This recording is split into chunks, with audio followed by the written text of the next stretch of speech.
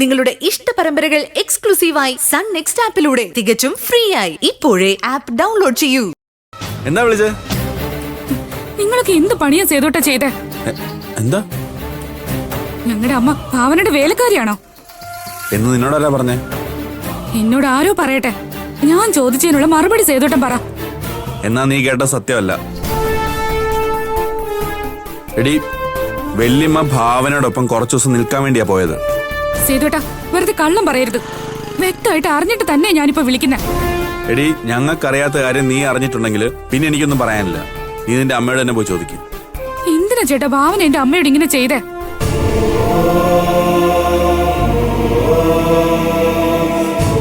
ഇതിനു വേണ്ടിയാണോ ഭാവന അച്ഛനെ അമ്മയെ സഹായിച്ചത്? എടി, ഇതിനുള്ള മറുപടി ഞാൻ നിന്നോട് എന്താ പറയണ്ടേ? എനിക്ക് നിന്നോടൊന്നും പറയാനില്ല പല്ലവി. വേണ്ട, പറയണ്ട. എന്താ ചെയ്യേണ്ടത് എനിക്കറിയാം.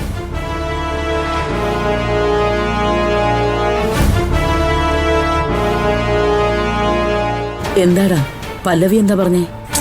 അമ്മ, വല്യമ്മ ഭാവനയുടെ വേലക്കാരി ആക്കിയിരിക്കുമെന്ന് അവളോട് ആരോ പറഞ്ഞു. അതാരാ? ആർക്കറിയാം? വല്യമ്മ ഭാവനയോടൊപ്പം പോകുന്ന ആരെങ്കിലും കണ്ടിട്ടുണ്ടാവും. അവര് പോയി പറഞ്ഞതായിരിക്കും. ഓ, ഇനി അവളെങ്ങാനും അവിടെ ചെന്ന് വഴക്കുണ്ടാക്കൂ. ഒന്നാമതേ ബോധമില്ലാത്തവളാ.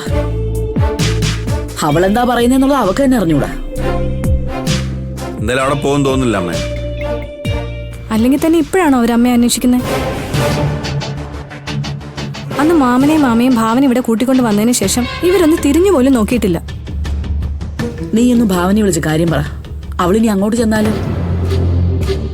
അങ്ങോട്ട് വിളിക്കണ്ട അമ്മേ. ഈ വിവരം പറഞ്ഞാൽ ചിലപ്പോ വല്യമ്മ അവള് പറഞ്ഞു വിടും. തൽക്കാലം ഒന്നും പറയാൻ പോകണ്ട. എന്നാ പിന്നെ ഏട്ടത്തെ വിളിച്ച് കാര്യം പറ. നമ്മളായിട്ടൊരു പ്രശ്നം ഉണ്ടാക്കണ്ട അമ്മേ.